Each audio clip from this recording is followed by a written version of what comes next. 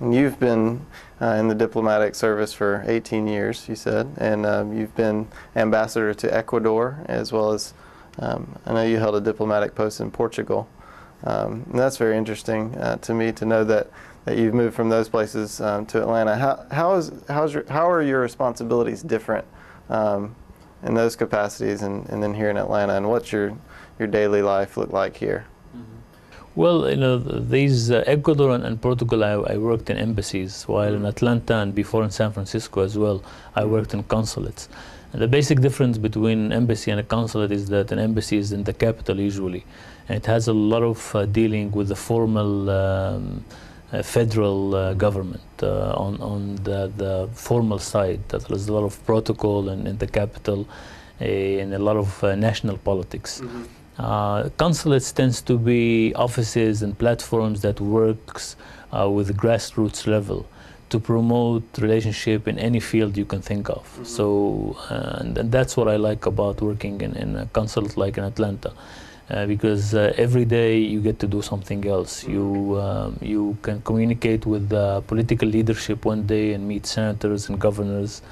And the same day you can have a business segment where you have meetings with chambers of commerce, and Israel have one of its best chambers of commerce in North America is based here in Atlanta. And we have also relationships with the big corporations, and you'll be looking for investments in Israel, but also for bringing Israeli companies to your region. Other days could be dedicated to academic and joint research promotion. We have wonderful relationships here with local universities like Georgia Tech, UGA, Georgia State. Most of them have joint research with Israeli universities, and it's very exciting to be in the academic environment.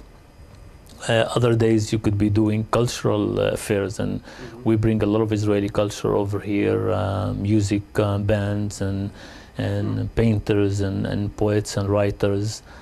So it's a very broad agenda, and it meant to be on the grassroots level. It meant to get to the Americans in their cities and small towns, and to make Israel for them a more personal thing, not just a general slogan. The grassroots efforts that you're able to make on the ground here in the Southeast, building Israel's profile and getting its message out.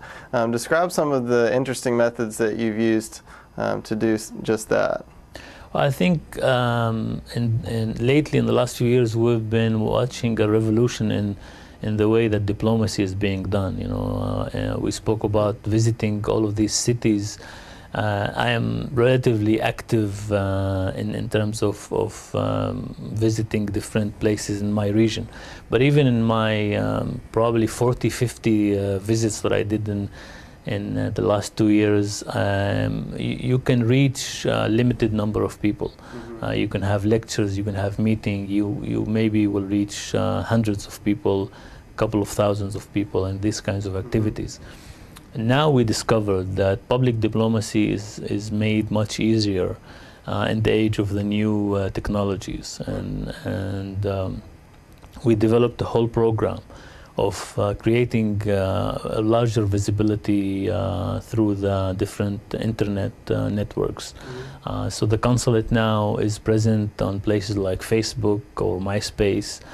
We have our own websites, and we have lately launched my blog, which include all of my op-ed pieces that I published in the last 2 years that I've been here. We're planning, we're already active on YouTube. We did different projects with school kids in the region on YouTube, but hopefully we will launch also there our own activity that will be a base for the consulate. I find that with this now, you are able to really reach many more people, and to reach also diverse groups of people, because I find that the major challenge for any diplomat around the world is really to make his country as personalized as possible for the people where he is working with. It's a very big challenge to move the image from that general notion of country as a political identity with its political issues, and make it look real, make it about the people, about their interest, about their daily life. And unfortunately, with the new technologies now, every one of us can become his own TV station, his own radio station, his own newspaper. And that's, for diplomatic work, that's like a dream comes true. And we're doing the best effort to reach people this way. We also use electronic emails and sort of briefs that covers the activities of the consulate. And that's good, because a lot of time people don't really have an idea of what the diplomats might do.